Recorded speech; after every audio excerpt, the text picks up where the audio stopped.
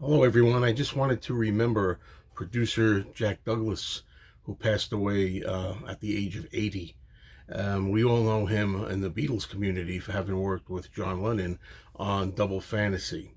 And I got the very good privilege of meeting Jack Douglas a few years ago and getting the back of the Double Fantasy album signed by him. And it was great to be able to speak with him a little bit too about how much I'd always enjoyed the production on this record. From day one, I always liked what he did with this, and I also, of course, met Yoko. There's an index card from 1994 that she signed for me that I put there with the album as well. In addition to Double Fantasy and working with John Lennon, of course, there were other artists like Aerosmith and Patti Smith, Cheap Trick, that Jack Douglas also worked with. There was a story that Douglas told about how he got to talk to John Lennon early on, and John was actually very excited to meet Jack, which is kind of interesting because Jack Douglas had spent some time in Liverpool, and I think John was amused in a way by what he called a Yank, who actually was in England and Liverpool.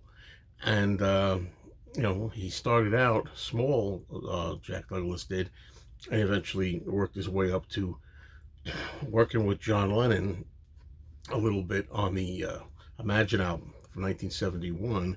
And then later on, he was thrilled that it was he who was asked by John and Yoko to work on Double Fantasy. I always thought that Jack Douglas did a great job on Double Fantasy, and I told him so.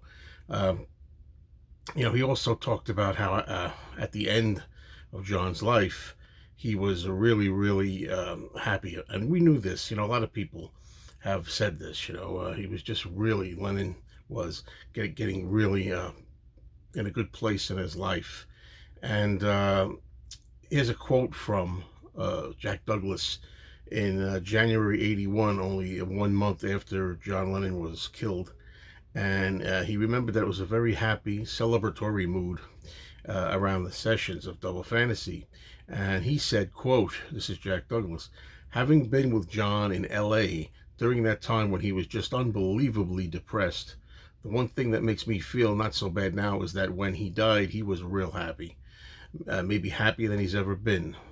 I mean, he was feeling terrific, constantly talking and joking. During the Double Fantasy sessions, he was always full of chit chat about how the Beatles' old records were made.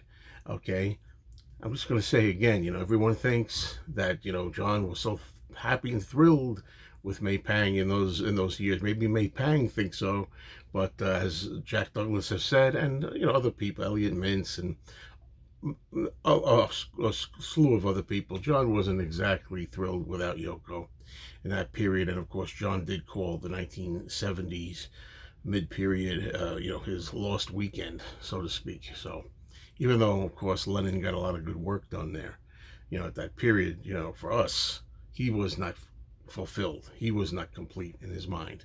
So one last thing, I think it's amazing to think that there's a story of how John Lennon basically, when he was going to do Double Fantasy, he gave Jack Douglas a whole bunch of demos and tapes, and he said, and I'm paraphrasing here, like, let me know if you think any of them are any good, or not. I think John always put himself down with his abilities. He's also been charged as being this egotist. I've always heard that Lennon had an ego. He didn't have an ego.